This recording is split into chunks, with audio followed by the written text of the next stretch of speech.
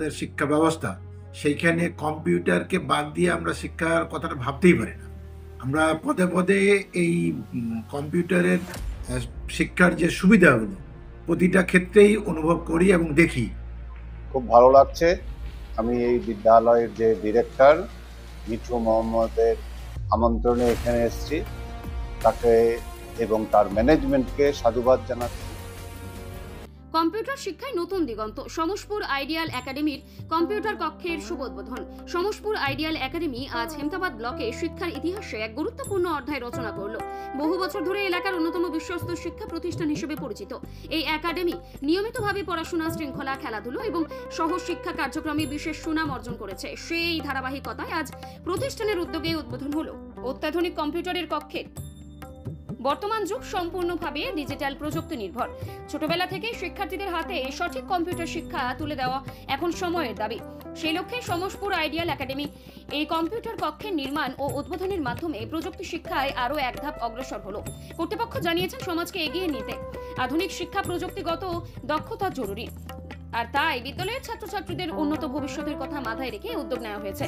উদ্বোধন অনুষ্ঠানে প্রধান অতিথি হিসেবে উপস্থিত ছিলেন দুধনডা আলোক তীর্থ বিদ্যাপীঠের প্রধান শিক্ষক আক্তার হোসেন মহাশয় এবং দেহশ্রী উচ্চ বিদ্যালয়ের প্রধান শিক্ষক অরূপ সরকার।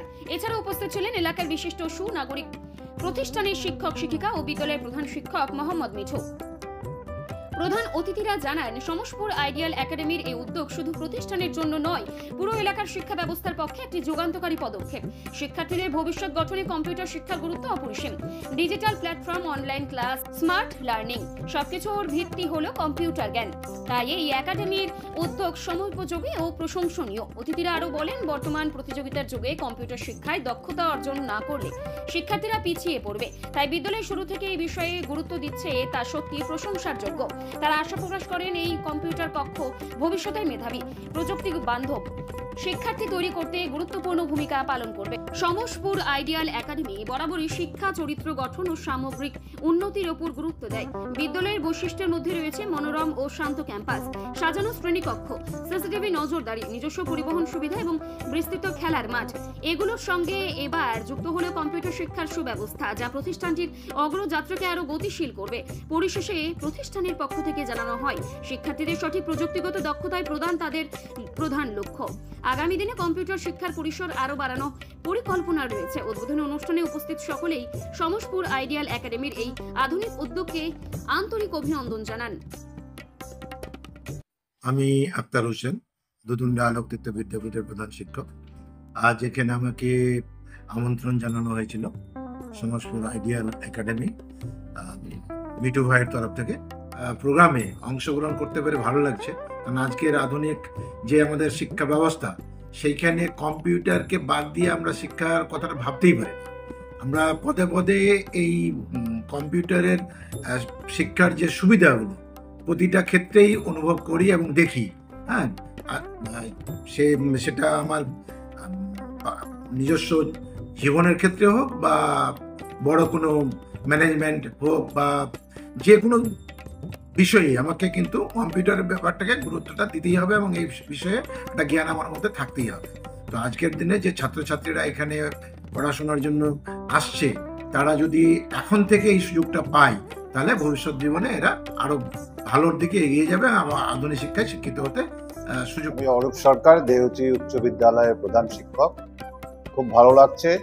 আমি এই বিদ্যালয়ের যে ডিরেক্টর মিঠু মোহাম্মদের আমন্ত্রণে এখানে এসেছি, তাকে এবং তার ম্যানেজমেন্টকে সাধুবাদ জানাচ্ছি।